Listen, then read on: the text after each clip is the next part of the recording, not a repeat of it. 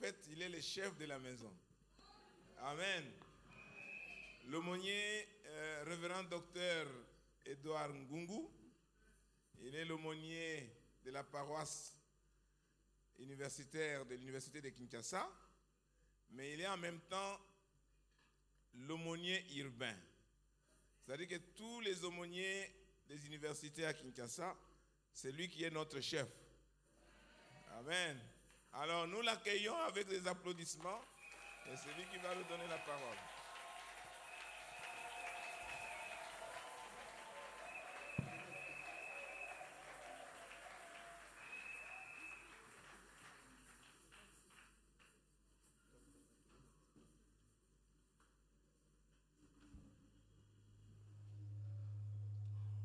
Je vous salue dans le nom puissant de Jésus-Christ. Ça fait beaucoup du bien quand on est ensemble pour la cause du Christ.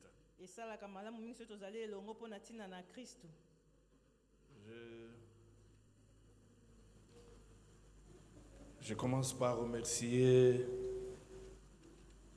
l'aumônier titulaire, l'aumônier adjoint, et toute l'équipe qui dirige notre paroisse, la PPISG.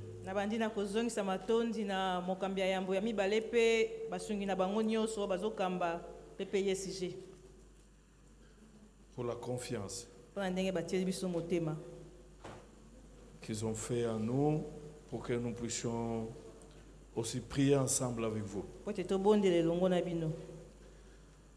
Je vous remercie aussi, chers frères, parce que 40 jours, quand je parle de frères, de sœurs aussi compris, 40 jours dans la prière, c'est formidable.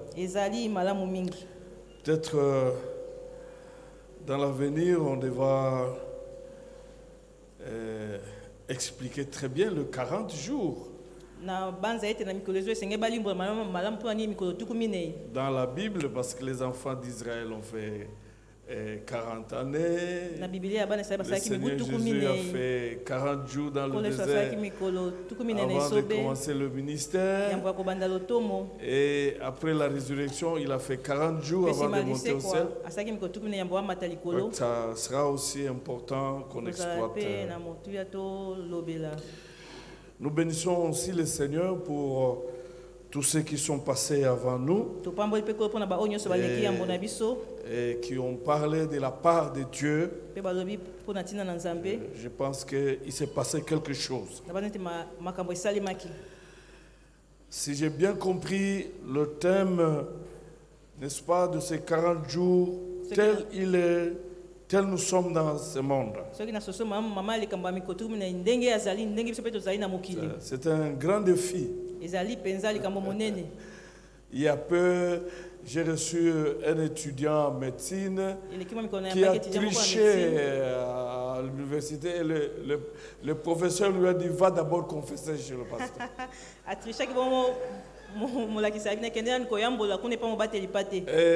Bon, il était en 3e doc. Hein? Et il avait besoin de points. Je ne sais pas s'il est venu confesser parce qu'il avait besoin de points ou bien il était convaincu qu'il était péché. Mais du moins, il est venu, il a confessé. J'ai prié pour que Dieu le pardonne. Et le professeur m'a appelé pour vérifier si effectivement il est venu. Ce sont des genres de chrétiens que nous avons. Et c'est déplorable. Parce que quand la Bible, nous allons le lire, dit que tel il est, et tel nous sommes dans le monde, j'ai l'impression que le chrétien ne réalise pas ce qu'ils sont dans le monde. Nous sommes la représentation du Christ dans le monde. Nous ne sommes pas la représentation d'un président de la République ou d'un roi, mais nous sommes la représentation du roi des rois dans ce monde. Et donc nous avons de la valeur. Et nous devons prendre conscience de cela et marcher en conséquence. Nous ne devons pas brader notre chrétienté à cause des futilités de ce monde. Nous avons de la valeur. Et c'est cette valeur que Christ nous a redonnée et quand il est mort sur la croix pour nos péchés. Et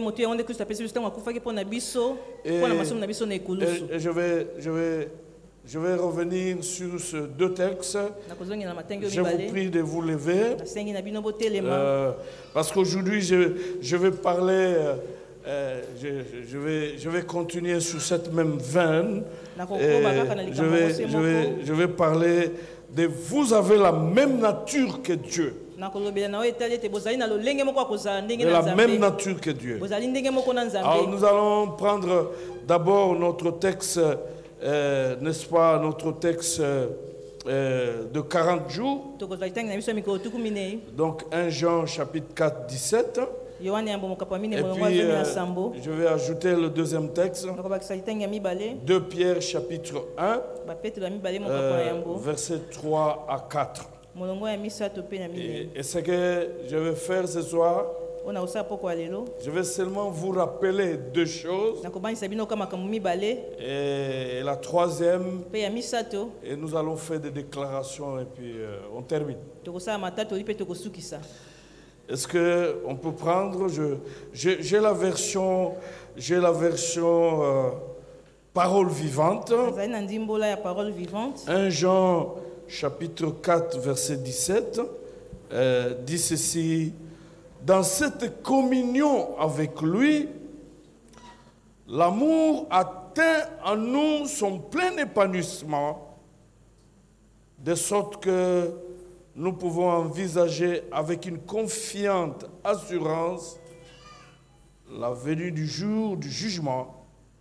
En effet, nous vivons dans ce monde comme le Christ y a vécu lui-même. Donc, nous vivons dans ce monde comme le Christ y a vécu lui-même. Et dans d'autres traditions, on dit ceci: notre situation dans ce monde est celle que Christ a connue lui-même.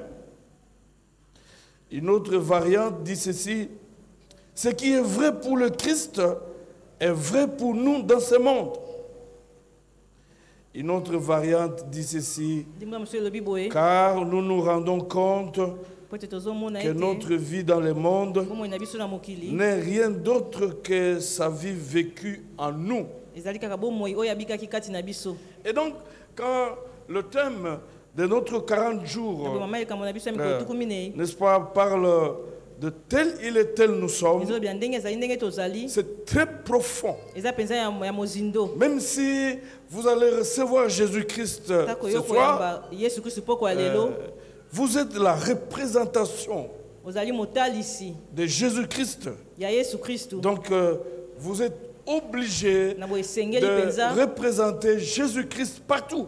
Il n'y a pas une histoire de complexe. Parce que quand Christ est en vous, vous êtes au-dessus de tous les pouvoirs. Et vous devez être fiers de cela. Et protéger cela. Et nous lisons le texte que j'ai ajouté aujourd'hui dans 2 Pierre chapitre 1, verset 3 à 4. J'ai aussi la version parole vivante. Elle dit ceci: par sa puissance, Dieu nous a donné tout ce qu'il faut pour accéder à la vie véritable et pour vivre dans l'attachement à Dieu. En effet, il nous a fait connaître celui qui nous a appelés à partager sa propre gloire et sa puissance. Et par cette gloire et cette puissance divine, nous avons reçu des promesses d'une suprême importance et d'un prix inestimable. Grâce à elle, vous pouvez échapper à l'emprise des passions qui mènent ce monde à la ruine et devenir participant de la nature divine. Alléluia. Amen. Vous êtes avec moi? On peut prier, Seigneur, nous bénissons ton nom. Ta parole est esprit et vie. Sanctifie-nous par ta parole. Au nom de Jésus-Christ. Amen. Amen. Pouvons nous mettre gloire au Seigneur. C'est important de se rendre compte que nous sommes la représentation en fait de Jésus-Christ, comme je venais de lire tout à l'heure, dans ce monde. Et quand les gens nous voient, ils voient Jésus-Christ. C'est ce qui devait se passer. C'est-à-dire que si nous sommes la représentation de Jésus-Christ dans ce monde, nous vivons comme il a vécu, nous faisons des choses que lui a fait, et les gens, ils voient le Seigneur Jésus à travers nous.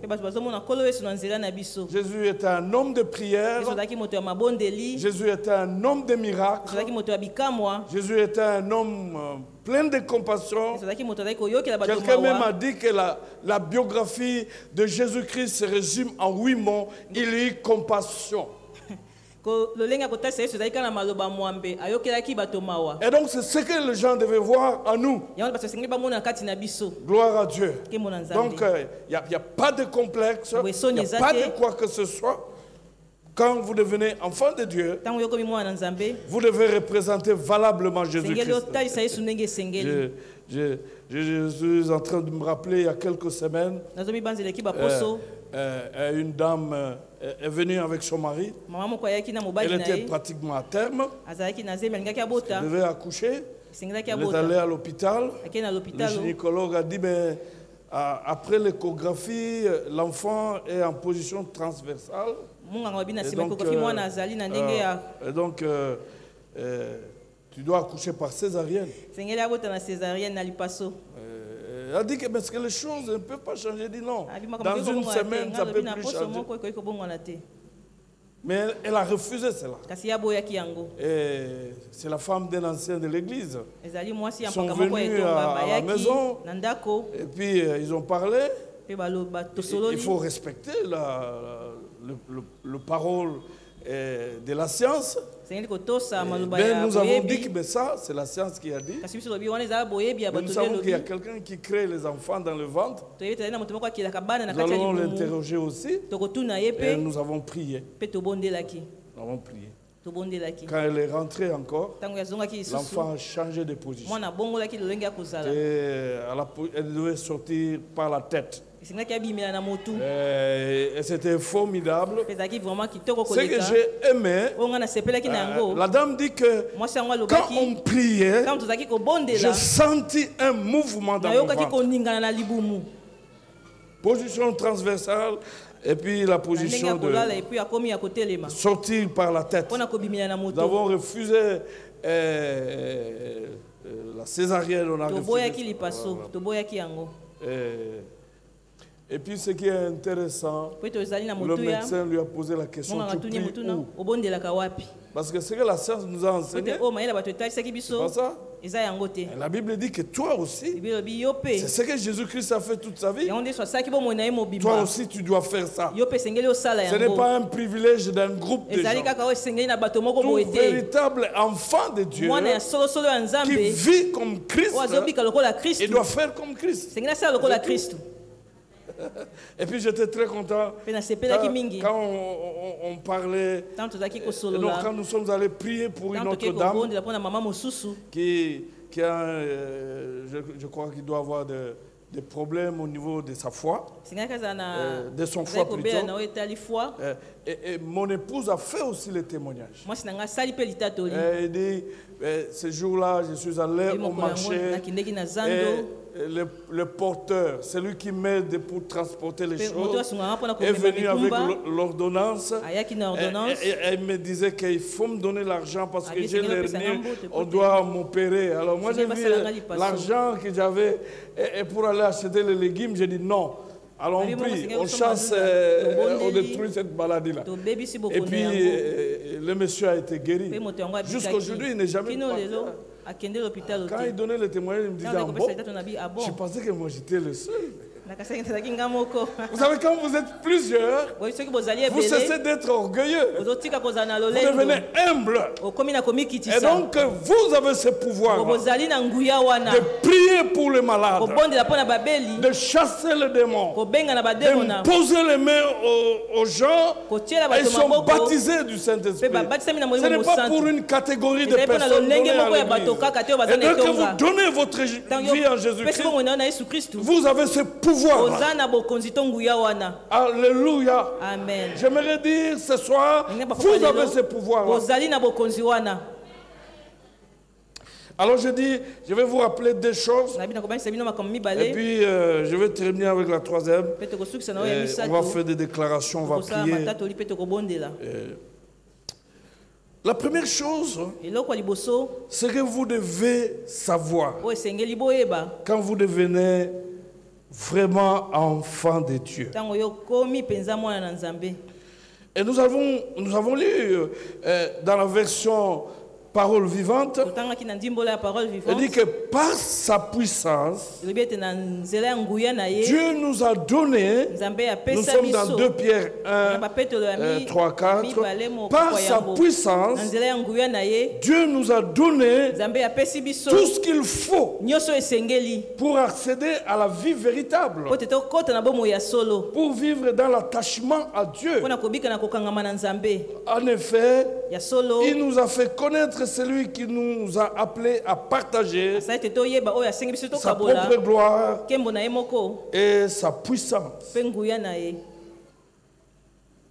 Et donc, la première chose que vous devez connaître ce soir est que la puissance divine de Christ fournit aux chrétiens tout ce qui contribue à la vie et à la piété. Et donc, il n'y a pas de chrétiens moins importants, non utilisables. Si en réalité vous êtes enfant de Dieu, vous êtes passé de la mort à la vie. La Bible déclare que la puissance divine de Christ fournit aux chrétiens tout ce qui contribue à la vie et à la piété. Tout ce qui amène le chrétien à mener une vie authentique chrétienne. Il y a la puissance. Nous ne travaillons pas pour avoir cette puissance, mais elle nous est donnée gratuitement et par pure grâce. En d'autres termes, c'est tout ce dont les chrétiens ont besoin pour une vitalité spirituelle et une vie pieuse est mis à leur disposition au moyen de la connaissance du Christ. Donc si vous êtes réellement enfant de Dieu, quand vous êtes unis à Christ, la puissance divine de Dieu a mis à votre disposition tout ce qu'il faut pour que vous meniez une vie de sanctification, pour que vous meniez une vie de victoire sur le péché, pour que vous meniez une vie de victoire sur les puissances de ténèbres, pour que vous meniez une vie de victoire sur le mal. Il met à votre disposition. Vous n'avez pas à payer. Ce qui est important, c'est la source de notre puissance. C'est la puissance de Dieu. Ce n'est pas la puissance de ténèbres. Ce ne sont pas les numéros magiques, mais la puissance de Dieu. Elle est à notre disposition quand nous avons reçu Christ. Et donc une pleine connaissance, une connaissance intime de Christ est la source de la puissance et de la croissance spirituelle. C'est important. Quand la Bible parle de la pleine connaissance du Christ, c'est loin d'être l'acquisition des informations sur Christ. Mais c'est une relation personnelle.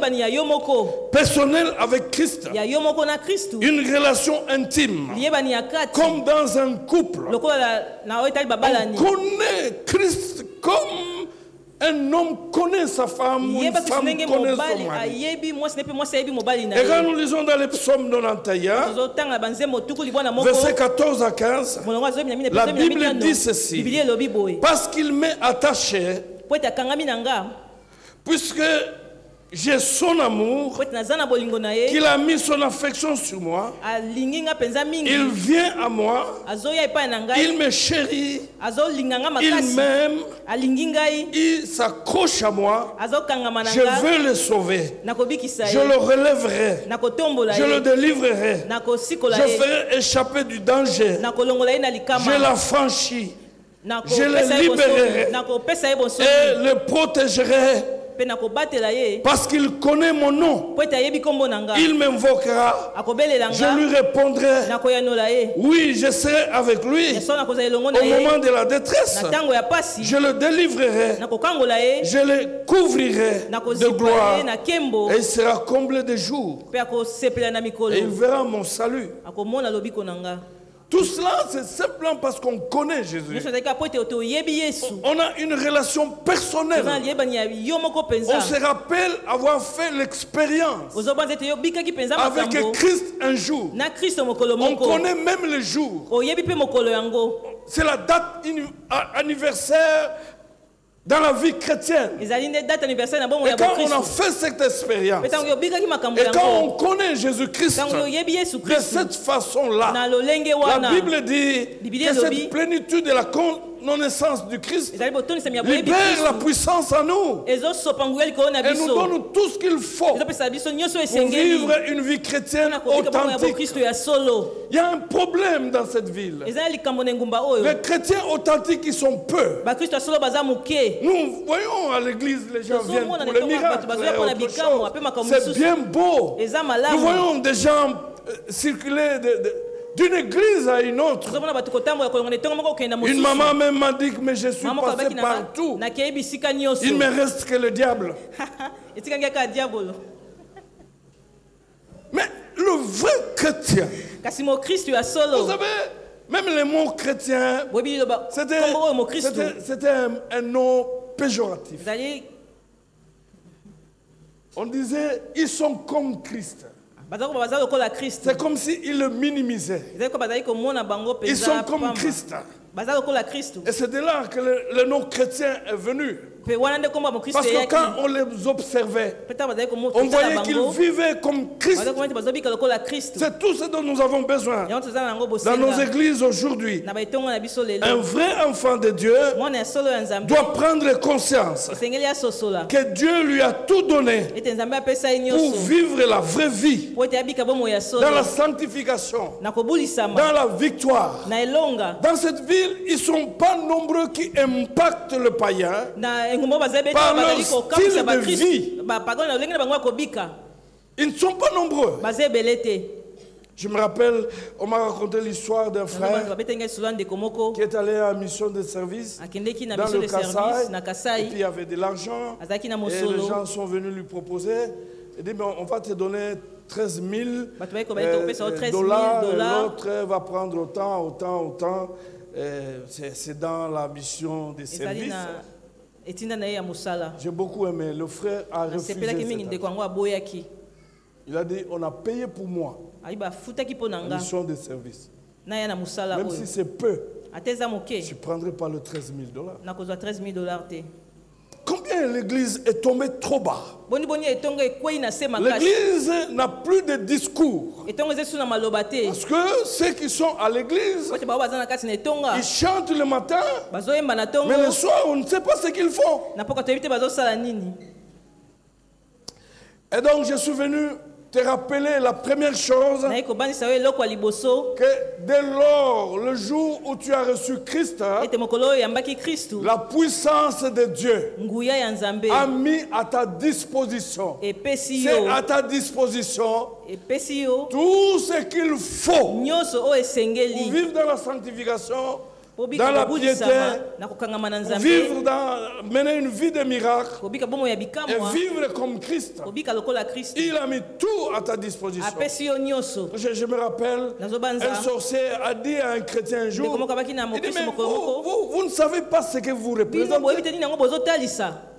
Voilà ce que nous avons toujours fait. Quand tu vois un chrétien, quand il marche, il y a le feu qui sort sur sa tête. Et à gauche, il y a un ange. Et à droite, il y a un ange.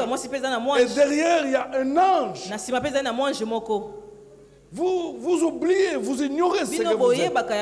Vous n'êtes pas de n'importe qui. Et qu'est-ce que nous faisons? Nous poussons les chrétiens à tomber dans le péché. Parce qu'ils tombent dans le péché, le feu s'éteint, les anges partent, et là on peut la voir. On peut même les tuer, parce que les sorciers peuvent tuer le corps. Et il y a beaucoup de chrétiens très fragiles, un pied dedans et dehors, qui ont été tués par les sorciers parce qu'ils vivaient dans le péché. Il lui a fait une révélation formidable. Vous n'êtes pas n'importe qui. Jésus a mis à votre disposition la puissance qui vous aide à agir, à être capable, à le représenter valablement sur cette terre et à prier pour les malades et à passer du temps dans la présence de Dieu. Nous avons peu de chrétiens qui passent du temps dans la présence de Dieu. Parce qu'en fait, si tu passes du temps avec quelqu'un qui a une forte personnalité, au finish, il va t'impacter avec ses caractères. C'est la même chose avec la vie de prière. Qu'est-ce que nous ne voyons pas dans nos églises? Nous passons beaucoup de temps dans l'adoration, mais ils ne sont pas nombreux qui passent beaucoup de temps dans la prière, qui passent suffisamment de temps à genoux dans la prière. Les prières avec jeûne ont disparu. Il n'y en a plus suffisamment dans nos églises. Nous chantons beaucoup, c'est merveilleux. Mais pour gagner d'autres combats, nous devons passer du temps dans la présence de Jésus-Christ. Et donc, tel que tu es là, Dieu n'est plus responsable. Parce qu'il a mis tout ce qu'il te faut pour que tu mènes une vie chrétienne authentique, honnête, une vie de sanctification, une vie de pureté. Quand on parle de la piété, on parle de l'attachement à Dieu. Et c'est comme ça que tu peux être influent. La deuxième chose que j'aimerais vous rappeler, et nous le voyons, ça c'est au verset 4. C'est l'apôtre Pierre qui parle. Il dit, lequel de la gloire et de la puissance nous assure de sa part les plus grandes et les plus précieuses promesses, afin que par elles, vous deveniez participants de la nature divine, en fouillant la corruption qui existe dans le monde par la convoitise.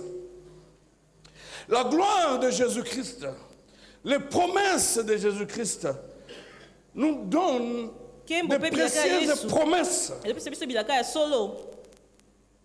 afin que par elles, vous deveniez participants à la nature divine, en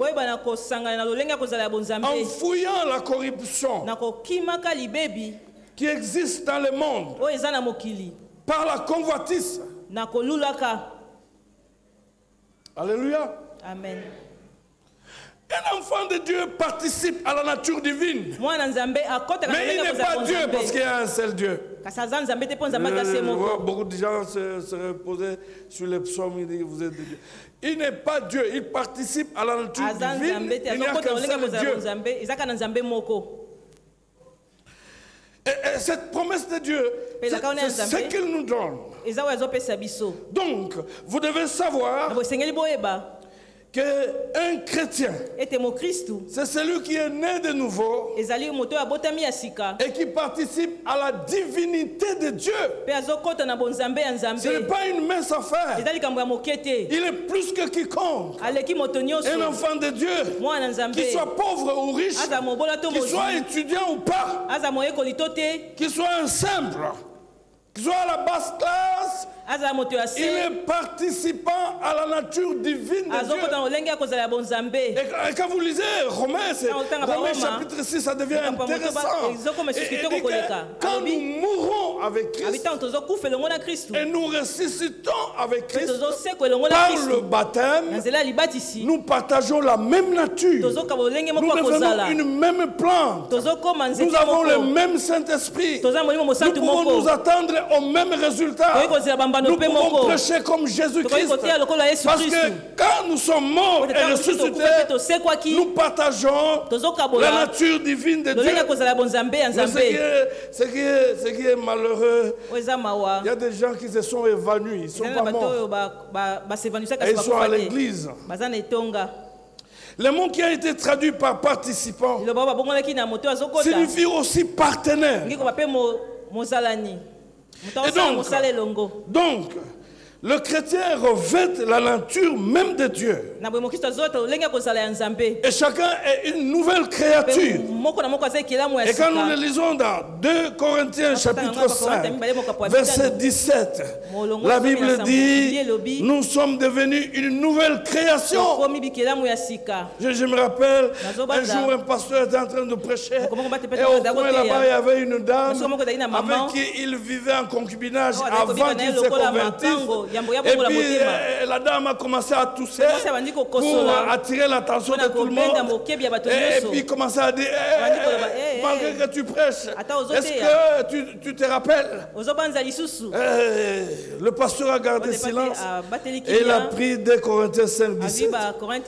Il dit que la Bible dit, tous ceux qui ont rencontré Christ, ils sont devenus une nouvelle créature. Je ne suis plus celui-là, mais je suis une nouvelle créature. Et la dame se tue. Parce que le miracle, quand nous venons à Jésus et nous confessons nos péchés, il pardonne tous nos péchés. S'il y a quelque chose que Dieu oublie, c'est d'oublier celui qui était pécheur et qui s'est confessé, qui s'est repenti. Un jour, je suivais Billy Graham qui disait, s'il y a un grand péché qu'un chrétien peut commettre dans sa vie, c'est de ne pas croire au pardon. Est-ce que je m'adresse à quelqu'un ce soir? C'est de ne pas croire au pardon. Alors que la Bible dit que si quelqu'un dit qu'il n'a pas de péché, c'est un menteur. Mais celui qui confesse ses péchés et prend la décision de les abandonner, Dieu est fidèle et il est juste pour le pardonner et le purifier. Je me m'adresser à ceux que le diable est en train de tirer par l'esprit de la culpabilité et de la condamnation. Quand tu as confessé, tu as pris la décision de laisser, Dieu ne compte plus ces choses. Et quand l'ennemi reviendra encore, dites à le diable que tu es un menteur. Parce que quand je confessais, il y avait 3 témoins. Il y avait le Saint-Esprit, il y avait moi-même, et il y avait le pasteur, ou un frère auprès de qui j'ai confessé. Et l'Ancien Testament disait que s'il y a des choses, ça pouvait se régler par l'entreprise de 3 témoins. Vous avez été pardonnés. Et Jésus vous pardonne toute votre vie. Alléluia. Amen. Et donc, et parce que vous et moi, nous sommes participants de la nature divine, ou partenaires de la nature de Dieu, nous devons avoir part à sa victoire sur le péché au cours de cette vie. Nous sommes partenaires de Dieu. Et c'est comme ça que nous représentons valablement Jésus-Christ sur cette terre. Et donc, nous avons part à sa victoire sur le péché, mais aussi nous avons part à la glorieuse victoire sur la mort, dans la vie éternelle. Et donc, à cause de la promesse de la nouvelle naissance, de celle de la puissance protectrice de Dieu, de celle de sa puissance qui leur permet de vivre pieusement, les enfants de Dieu deviennent le participant de la nature divine. C'est-à-dire, ils deviennent davantage semblables à Jésus-Christ.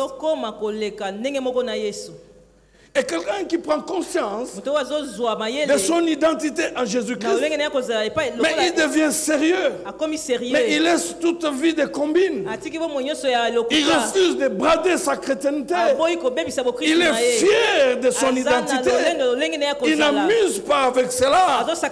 Il prie. Il se concentre. Il lutte pour mener une vie de sanctification. Une vie irréprochable. J'étais dans une fête. On était là. C'était une fête des enfants de Dieu. Et puis la serveuse est venue avec l'alcool. Devant le frère qui était devant moi, le frère lui a dit, j'ai beaucoup aimé la serveuse là. Les locaux me la thé. Et moi j'ai entendu, parce qu'il partait plutôt chaque jour là-bas. Et il était dans la joie de prendre son verre.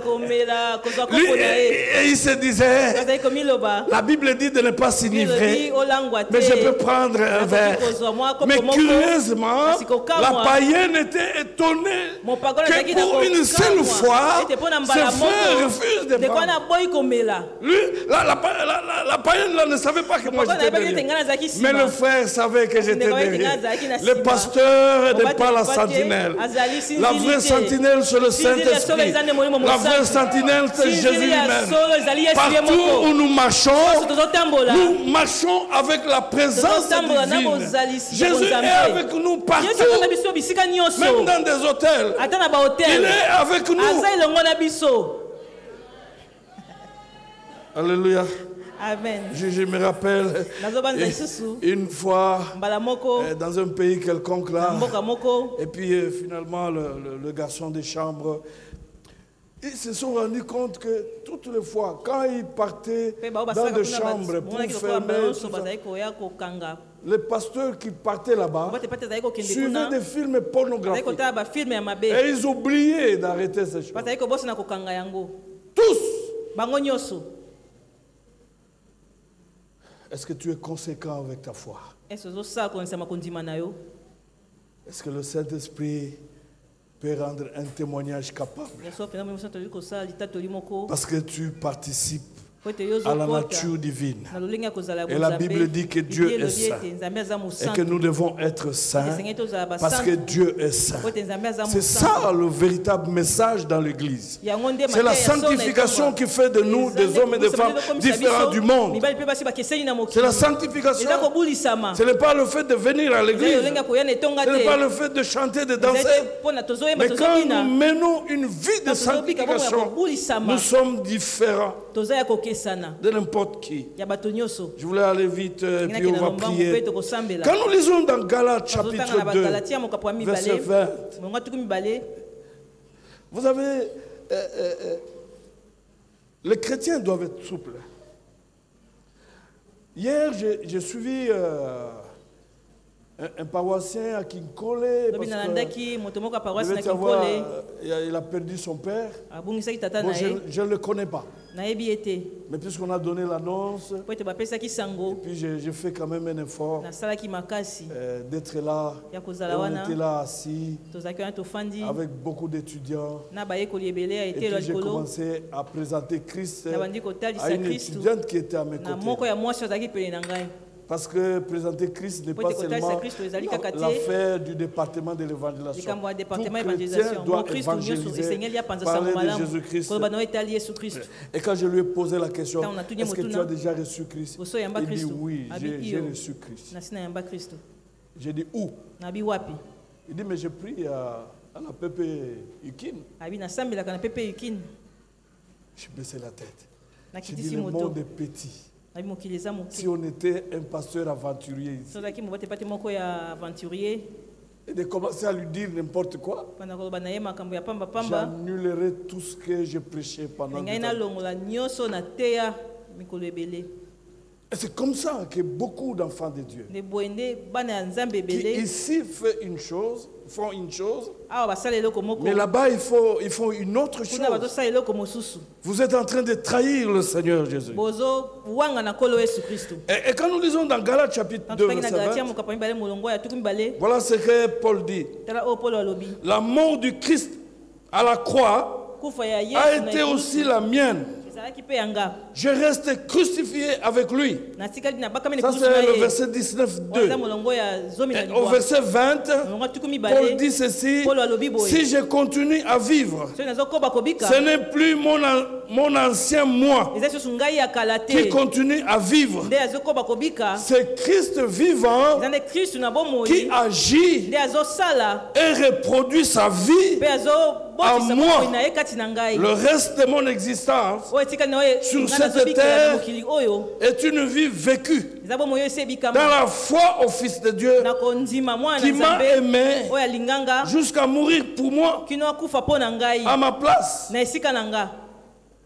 Paul dit, si je vis, ce n'est plus moi qui vis, mais c'est Christ qui vit en moi. En fait, la vie chrétienne, c'est quoi? La vie chrétienne, c'est laisser Christ vivre sa vie en toi et en moi par le Saint-Esprit. C'est laisser Christ guérir en vous par le Saint-Esprit. C'est laisser Christ pardonner en vous.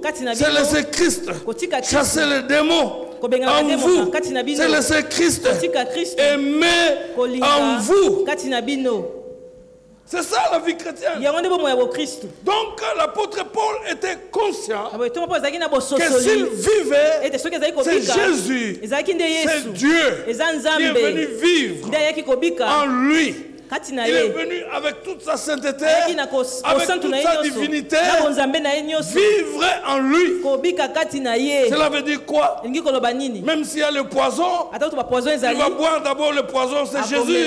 Mais Jésus qui? Mais le roi des rois. Est-ce que les enfants de Dieu prennent cette conscience qu'en vous, il y a le roi des rois qui habite et qui est venu vivre sa vie? Dans le monde, il y a le roi. Mais en vous, il y a le roi des rois. Dans le monde, il y a le prince.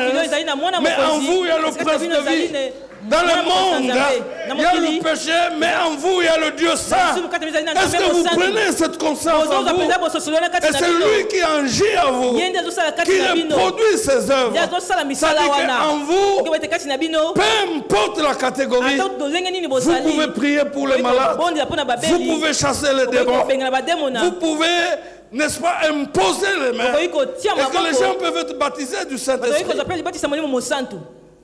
Alléluia. Amen. J'ai mon fils qui est maintenant à l'université. Il a rencontré Christ à l'âge de 8 ans. J'ai vu ses sœurs l'ont présenté Christ. Il a commencé à pleurer. Il est venu. Je lui ai imposé les mains. Et il a reçu Christ. À l'âge de 10 ans, il a été baptisé du Saint-Esprit. Avec beaucoup de dons.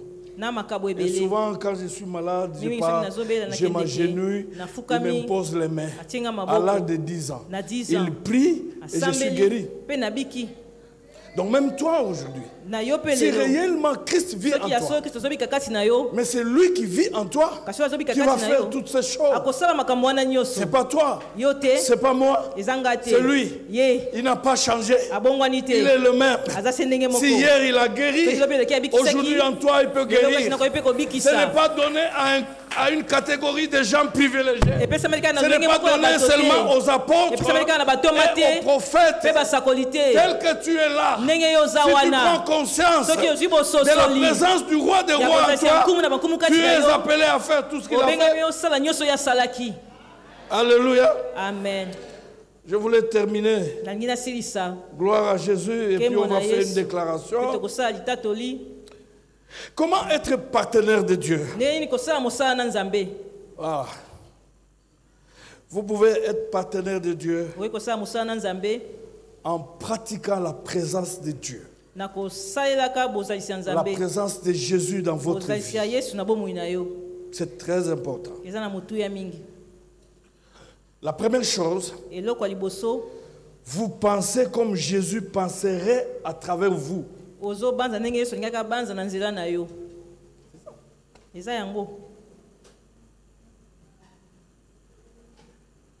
J'ai beaucoup aimé, j'ai un livre, finalement, après 40 ans, j'ai retrouvé ce livre. Que ferait Jésus à ma place?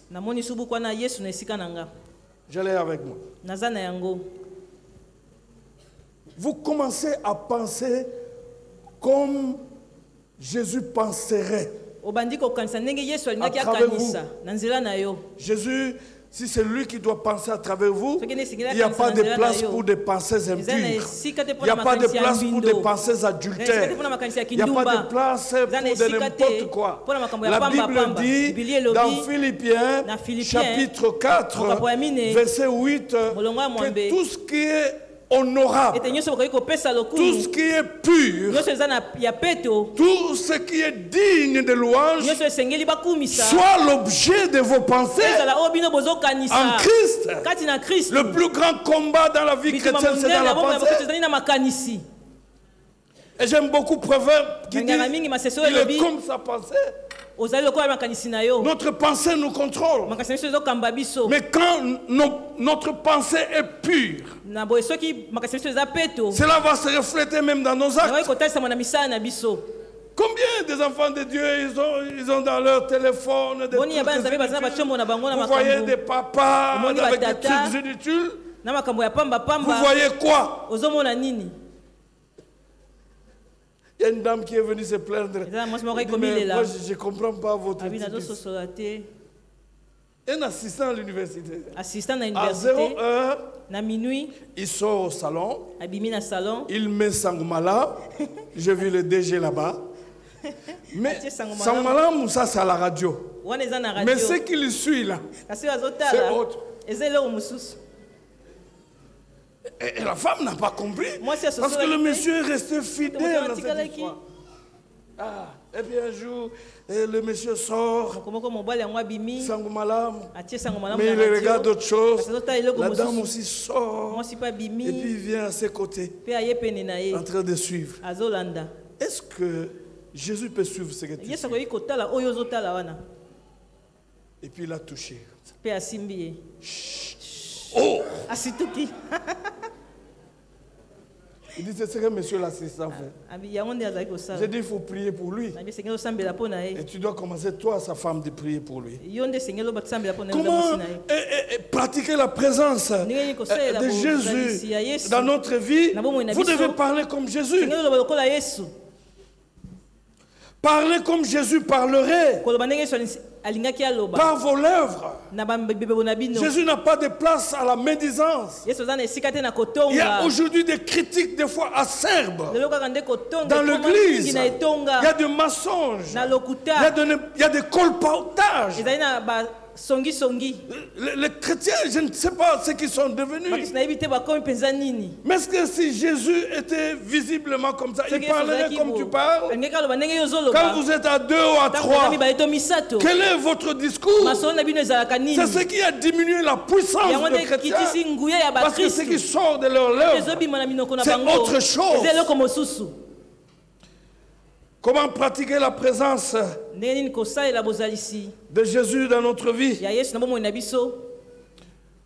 Vous allez là où Jésus peut vous accompagner. Voilà. Et j'ai beaucoup aimé quand vous lisez Luc chapitre 10, versets 1 à 2, que Jésus les a envoyés 2 à 2, là où ils devaient aller, faire ce qu'ils devaient faire. Et il a même dit, celui qui va vous recevoir me recevra. Mais voyez les vocations qu'il y a dans cette ville de Kinshasa. C'est comme si tout le monde a été appelé pour être pasteur dans la ville. Ils ne sont pas nombreux ceux qui ont la conviction que le Seigneur les a appelés pour être pasteurs à Mbandaka, à Bikoro, à Équateur. C'est seulement en ville ici. La dernière chose, vous devez faire ce que Jésus allait faire à travers vous. Et la Bible dit qu'il parcourait de ville en ville pour annoncer la bonne nouvelle, délivrer ce qui était lié d'entre les mains du diable et prier pour les malades. C'est ce que Jésus faisait. Et c'est ce qu'il peut faire à travers toi. Parce qu'il le fait à travers moi. Je voulais dire que Jésus est présent dans ta vie, mais tu ne lui donnes pas l'occasion de faire ce qu'il a fait. Pourquoi il est présent? Parce que vous êtes son corps. C'est à travers vous que Jésus veut s'exprimer et accomplir sa mission d'amour auprès des autres. Entraînez-vous à lui donner un libre cours à travers votre vie. Nous avons passé beaucoup de temps. Beaucoup. L'Église doit sortir. Aller présenter Jésus-Christ auprès d'autres personnes. Alléluia. Amen. L'Église doit sortir. Parce que Jésus qui est en vous, il doit vivre. C'est ce que j'ai dit au début. Que quand la Bible dit tel il est, tel nous sommes dans le monde, la Bible veut parler que vous êtes la représentation de Jésus-Christ. Vous devez faire comme Jésus. Vous devez faire briller Jésus-Christ. Vous devez influencer le genre. Tout ce dont Jésus a besoin. Et que ton entourage puisse rencontrer Christ, avoir la vie éternelle, bien-aimé dans le Seigneur. Le monde tend à sa fin. Parce qu'il y a beaucoup de chrétiens qui n'aiment pas cette prière. Parce qu'il a prié pour voyager. Il est en train de prier pour construire des maisons. Même ceux qui ont des maisons, quand Jésus-Christ vient, ça va aller où? Même tous ceux qui s'arrangent, son frère est vivant, lui ne fait rien, il fait seulement des calculs. Quand il va mourir, moi je vais prendre cette maison. Mais quand Jésus vient, mais si le frère était dans le Seigneur, il va vous laisser avec cette maison. Levez-vous. Vous êtes la représentation de Christ. Vous le représentez valablement dans ce monde. Mais par le style de votre vie, une vie de sanctification, une vie de la crainte de l'Éternel. La Bible dit que la crainte de l'Éternel, c'est la haine du péché. Vous êtes fâchés? Vous pouvez vous lever, on va prier. Parce que ce discours ici, on n'aime pas ça. Le discours qu'on aime, c'est la prophétie. Non, tu as des étoiles. Non, tu dois voyager. Mais il y a des païens qui voyagent ici sans prophétie. C'est ça le vrai message. Gloire à Dieu. Alléluia. Amen. Nous allons faire cette déclaration et je vais terminer. Oh, gloire à Dieu. Vous allez revenir sur ce que je vais dire. Seigneur Jésus, mes yeux s'ouvrent maintenant. Et je le dis, tu es à moi. Tu me permets d'être ce que je vois. Chez moi habite un nouveau roi. Son ambassadeur à vie. C'est moi. Ma vie maintenant, c'est par la foi. Une nouvelle explosion de joie. J'ai découvert ce soir la clé. La clé. Mon choix. C'est voir Jésus guérir à travers moi, pardonner à travers moi, libérer à travers moi. Parce que Christ habite en moi. Ma nouvelle vie est réellement sa vie à moi. Et je dis, Jésus, voici mon cerveau. Pense à travers lui. Voici mon visage. Rayonne à travers lui. Voici mes mains. Emploie-le pour toucher les gens. Toucher les malades. Voici mes yeux. Utilise-les pour regarder. Voici mes oreilles. Écoute à travers elles. Voici mon cœur. Aime à travers lui.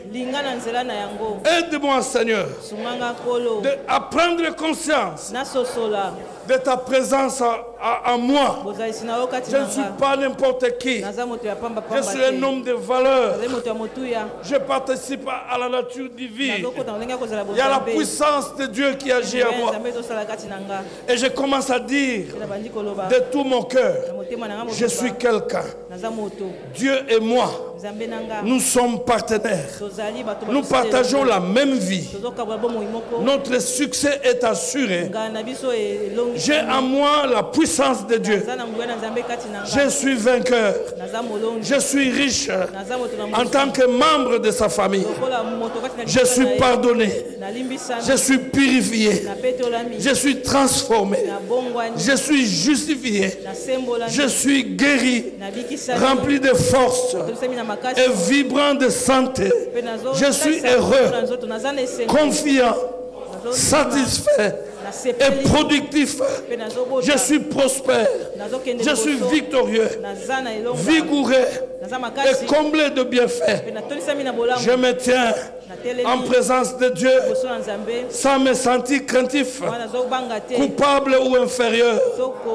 Je suis membre de la famille royale parce que le roi habite en moi. Je m'identifie au roi. Je suis un prince.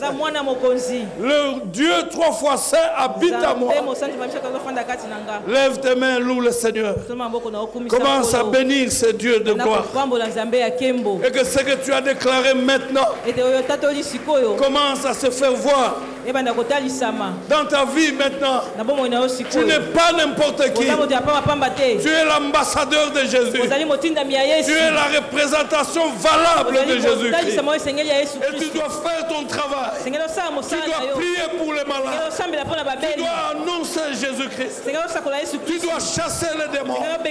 Parce que la puissance divine de Dieu a mis à ta disposition tout ce qui est utile pour que tu joues ton rôle et que tu vives dans la piété. Cesse toute forme de complexe. Tu es un grand sur cette terre. Tu n'es pas n'importe qui. Gloire à Dieu. Alléluia. Tel est Jésus maintenant. Tel il a vécu sur cette terre. C'est de la même manière que tu dois vivre. Tu dois voir le miracle accompagner ta vie. La puissance de Dieu accompagner ta vie. Gloire à Dieu. Je suis en train de prier pour tous ceux qui sont entrés malades dans cette salle. Au nom de Jésus-Christ, j'ordonne à l'esprit de la maladie de libérer vos corps. Au nom de Jésus-Christ, Que tous ceux qui croiront en son nom, ils imposeront le main aux malades. Et les malades seront guéris. Maladie libère le corps. Au nom de Jésus. Péché libère le corps. Au nom de Jésus. Je chasse au nom de Jésus tous les démons qui sont entrés dans cette salle. Allez libérer le corps. Allez libérer les salles. Allez libérer la salle. Allez libérer. Allez partir. Allez libérer. Allez libérer. Au nom de Jésus.